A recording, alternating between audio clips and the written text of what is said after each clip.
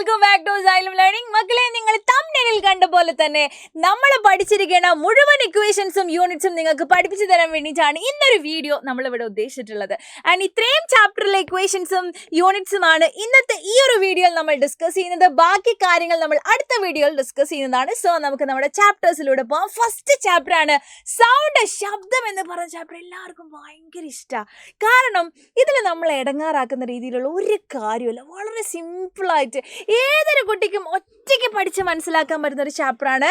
ഇവിടെ ഈ ഒരു വീഡിയോയിൽ നമ്മുടെ ഈ ഒരു ചാപ്റ്ററിന് യാതൊരു പ്രസക്തിയില്ല. കാരണം ഒരു ഇക്വേഷനോ യൂണിറ്റോ ഒന്നും നമുക്ക് ഇതിന് എത്ര അടിച്ചു പറിക്കാലും കിട്ടൂല അല്ലേ. അപ്പം നമുക്ക് അടുത്ത ചാപ്റ്ററിലോട്ട് പോകാം. കറണ്ട്, ഇലക്ട്രിസിറ്റി, ധാര, വൈദ്യുതി. ഭയങ്കര പ്രശ്നമാണ് ഈ ചാപ്റ്റർ. കാരണം എന്താ, എന്തൊക്കെയോ കുറേ കാര്യങ്ങൾ, പുതിയ പുതിയ കാര്യങ്ങൾ നമ്മൾ ഈ ചാപ്റ്ററിൽ പഠിച്ചിട്ടുണ്ട് അല്ലേ. അപ്പം നമുക്ക് ഓരോന്നായിട്ട് നോക്കാം. ഫസ്റ്റ് നിങ്ങൾ അറിഞ്ഞിരിക്കേണ്ടതാണ് ഇൻറ്റൻസിറ്റി ഓഫ് ഇലക്ട്രിക് കറണ്ട്, വൈദ്യുത പ്രവാഹ തീവ്രത എന്ന് പറയും.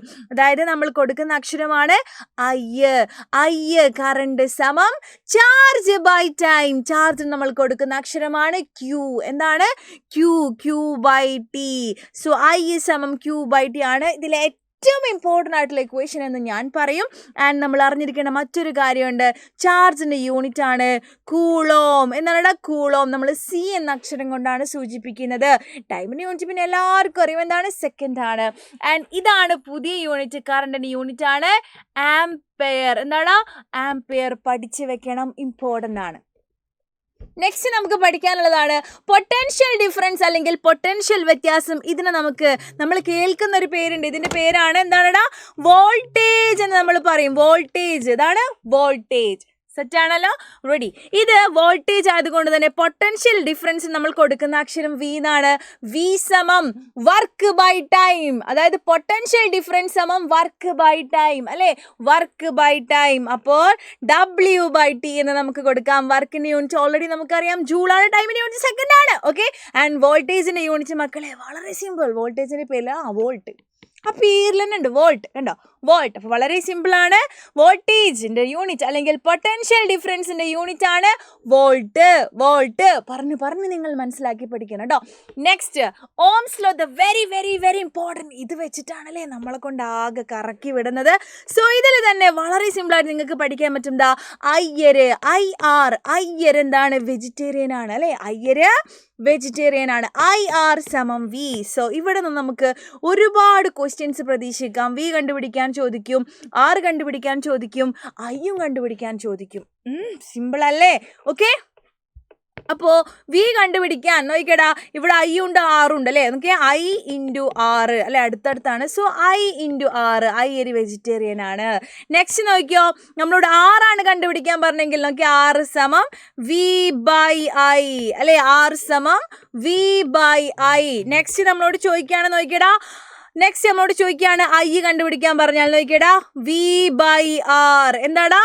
V/R. എത്ര സിമ്പിളായിട്ടാണ് നമ്മളിത് കണ്ടുപിടിച്ചത് അല്ലേ. അപ്പോൾ ഇത് വളരെ ഇമ്പോർട്ടൻ്റ് ആണ്. ഇതിൽ വിൻ്റെ യൂണിറ്റ് വോൾട്ടാണ് നമുക്കറിയാം.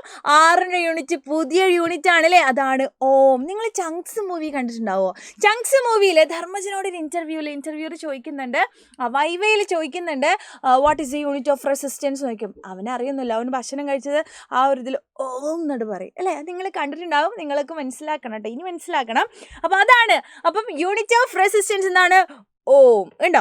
ഓം. OHM ആണ് കേട്ടോ, ഓം. അതിന് നമുക്ക് ഇങ്ങനെ കൊടുക്കാം. ഓക്കെ, ഓം. നെക്സ്റ്റ് കറണ്ടിൻ്റെ യൂണിറ്റ് ഓൾറെഡി നമ്മൾ പഠിച്ചു, ആംപെയർ. അപ്പോൾ ഇത്ര കാര്യങ്ങളുള്ളൂ ഓംസിലുള്ള നമുക്ക് പഠിക്കാനുള്ളത് അല്ലേ. ഓക്കെ, വളരെ ഇമ്പോർട്ടൻ്റ് ആണ് നമ്മുടെ ഓം നിയമവുമായിട്ട് ബന്ധപ്പെട്ട ഇക്വേഷൻസും ആ നിയമവും. ഓക്കെ, ഇനി അടുത്തത് റെസിസ്റ്ററിനെ കുറിച്ചിട്ടാണ് അല്ലേ. എന്താണ് റെസിസ്റ്റർ? പ്രതിരോധത്തെ കുറിച്ചിട്ടുള്ളതാണ്. നമുക്ക് പ്രതിരോധത്തെക്കുറിച്ച് പഠിക്കാനുള്ളത്. പ്രതിരോധം എന്താണ്? പ്രതിരോധത്തെക്കുറിച്ച് പഠിക്കുന്നതാണ്.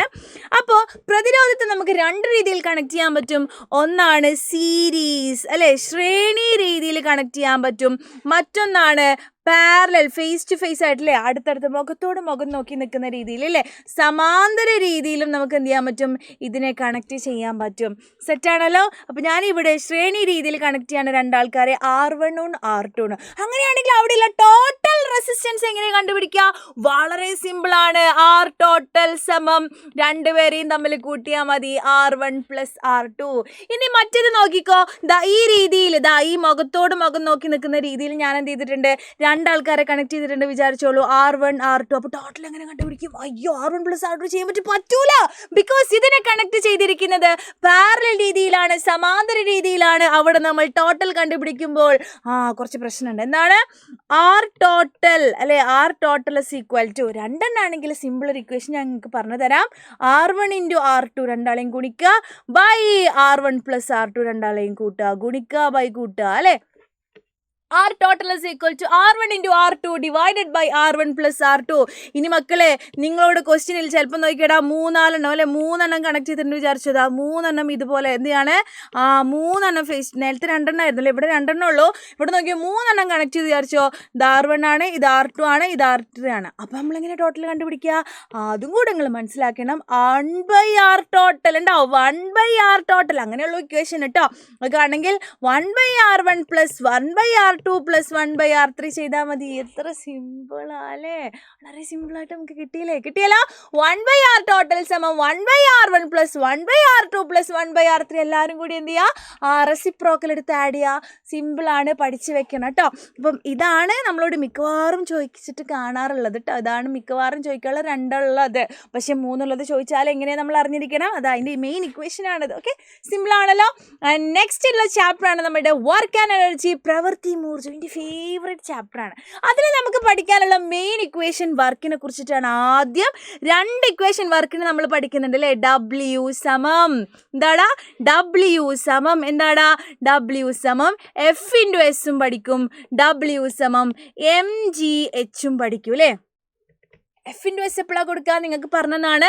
ക്വസ്റ്റ്യനിൽ നിങ്ങൾ ഡിസ്പ്ലേസ്മെൻറ്റ്, സ്ഥാനാന്തരം എന്നൊക്കെ കാണുകയാണെങ്കിൽ നിങ്ങൾ വർക്ക് കണ്ടുപിടിക്കാൻ ഈ ഇക്വേഷൻ ഉപയോഗിക്കണം. വർക്കിൻ്റെ യൂണിറ്റ് നമുക്കറിയാം എന്താണ്? ജൂളാണ് അല്ലേ? നെക്സ്റ്റ്, നമ്മൾ ഒരു വസ്തുവിനെ ഉയർത്തുക, പണിയെടുക്കുകയാണ് അല്ലേ? താഴെ നിന്ന് ഉയർത്തുക. ഇങ്ങനെയുള്ള വർക്കുകൾക്കൊക്കെ നമ്മൾ കൊടുക്കേണ്ട ഇക്വേഷനാണ് W സമം mgh. അപ്പോൾ ക്വസ്റ്റ്യൻ നമ്മൾ എങ്ങനെ മനസ്സിലാക്കും? ഉയർത്തുക, raised, height, lift from A height എന്നൊക്കെ കാണുകയാണെങ്കിൽ നിങ്ങൾ കൊടുക്കേണ്ട ഇക്വേഷൻ ആണ് W സമം mgh. ഓക്കെ, സെറ്റ് ആണല്ലോ. ഇവിടെ W അല്ലെ, വർക്കിന്റെ യൂണിറ്റ് ഓൾറെഡി നമുക്കറിയാം, ദാറ്റ് ഈസ് ജൂൾ ആണ്. എത്ര സിമ്പിൾ ആ ഫിസിക്സ് അല്ലേ? നെക്സ്റ്റ് നോക്കിയോ, എനർജി അല്ലെ? എനർജി 2 ടൈപ്പ് എനർജിയാണ് നമ്മൾ ഈ ചാപ്റ്ററിൽ പഠിക്കുന്നത്. ഒന്നാണ് പൊട്ടൻഷ്യൽ എനർജി. എന്താണ് പൊട്ടൻഷ്യൽ എനർജി? മലയാളത്തിൽ എന്താ പറയാ?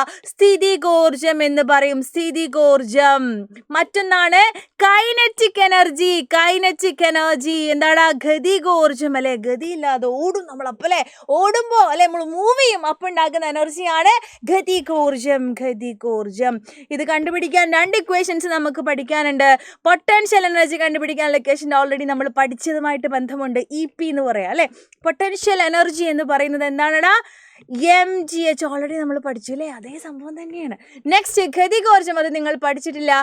K സമം എന്താടാ? ½ mv². ഇനി നിങ്ങൾ മനസ്സിലാക്കേണ്ടത് എനർജിയുടെ യൂണിറ്റ് ആണ്. എനർജിയുടെ യൂണിറ്റ് എന്ന് പറയുന്നതാണ് ജൂൾ. സിമ്പിളാണ് അല്ലെ? വർക്കിന്റെ അതേ യൂണിറ്റ് തന്നെയാണ് എനർജിയുടെയും യൂണിറ്റ് എന്ന് നിങ്ങൾ കേട്ടാൽ ഞെട്ടിയില്ല അല്ലെ? ഓക്കെ, നെക്സ്റ്റ് പവർ ആണ്. പവർ P അല്ലെ? പവർ P ആണ്. P സമം എന്താടാ? എനർജി ബൈ ടൈം എന്ന് നമുക്ക് കൊടുക്കാം. എനർജി ബൈ ടൈം, അല്ലെങ്കിൽ അതുപോലെ തന്നെ നിങ്ങൾക്ക് പറയാം വർക്ക് ബൈ ടൈം. ഏതും എന്താണ്? പവറിന്റെ ഇക്വേഷൻ ആണ്. ആൻഡ് പവറിന്റെ യൂണിറ്റും കൂടെ നമ്മൾ മനസ്സിലാക്കണം. പവറിന്റെ യൂണിറ്റ് ആണ് വാട്ട്. എന്താടാ? വാട്ട്. സെറ്റ് ആണല്ലോ. ഓക്കെ, ഇനി നമുക്ക് അടുത്ത ചാപ്റ്ററിലോട്ട് പോകാം. ബോയന്റ് ഫോഴ്സ് അല്ലേ? പ്ലവക്ഷമ ബലം എന്ന് പറയുന്ന ചാപ്റ്ററാണ്.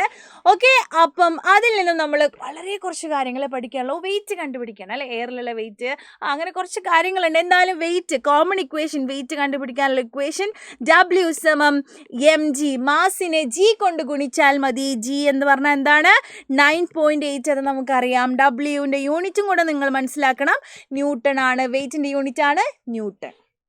നെക്സ്റ്റ്, റിലേറ്റീവ് ഡെൻസിറ്റി, ആപേക്ഷിക സാന്ദ്രത കണ്ടുപിടിക്കണമെങ്കിൽ വളരെ സിമ്പിൾ ആണ് അല്ലേ? ആപേക്ഷിക സാന്ദ്രത കണ്ടുപിടിക്കാൻ എന്താണ്? വസ്തുവിൻ്റെ സാന്ദ്രത അല്ലേ?